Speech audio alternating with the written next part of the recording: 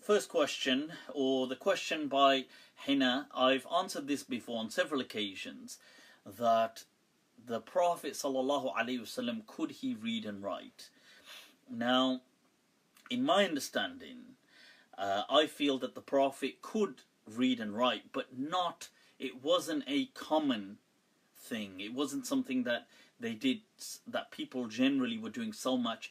If we look at the historical records, it appears that the Arabs of North Arabia, of the Hijaz, seem to be moving away from the script of the South Arabian kingdoms like Himyar.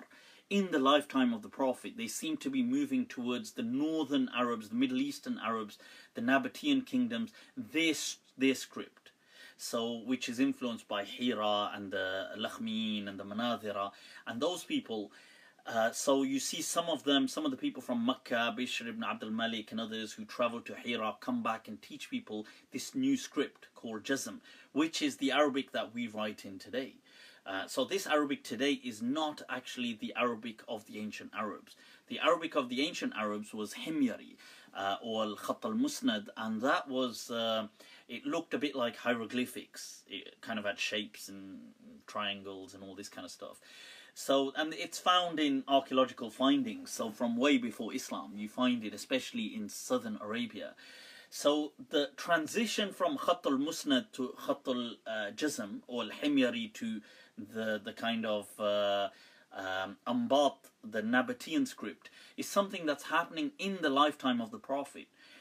And the Prophet sallallahu alaihi wasallam, in my understanding, pushes also, or is part of that transition, as in he agrees with it. He seems to agree with it, in my understanding, in making that.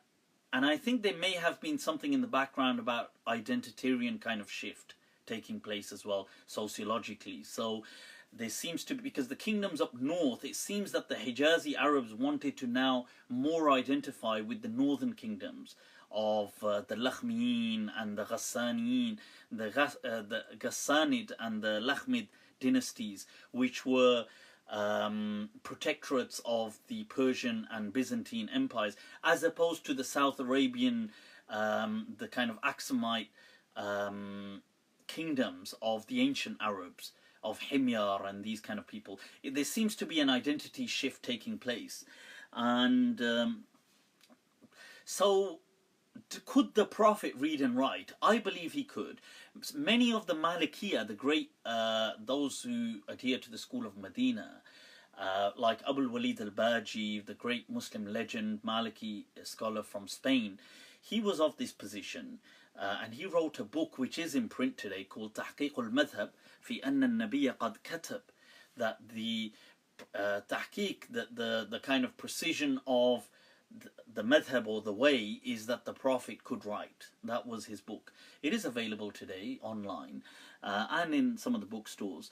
Now, he argues in this book that the Prophet could write, and he uses evidences for it from places like the Sulh al-Hudaybiyah, and then he pointed, because a lot of Sunnis, this is not a Sunni, non-Sunni issue, by the way, but people today unfortunately try and make it like that. But the people like Abu Walid al-Baji were Sunni scholars. They were not from any other group. They were Sunni Maliki scholars.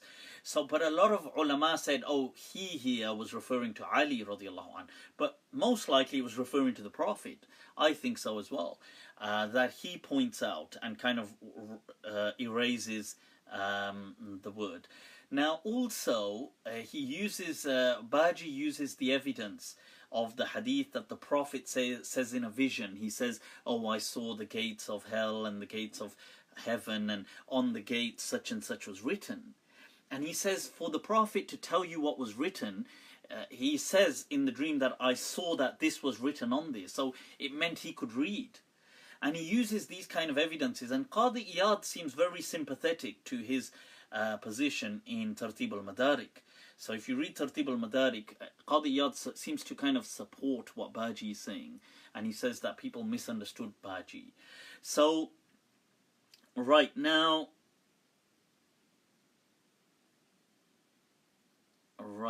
I'm not sure What's going on here?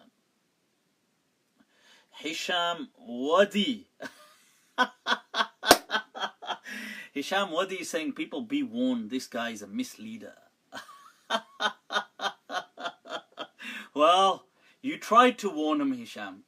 But you know what kind of way you fell short was, I suppose the surname is the same thing. Wadi is what I think is excreted after urine, according to some people, and it breaks the wudu. So that's what kind of... See, people are struggling to take you seriously with that surname. So you got to kind of change it.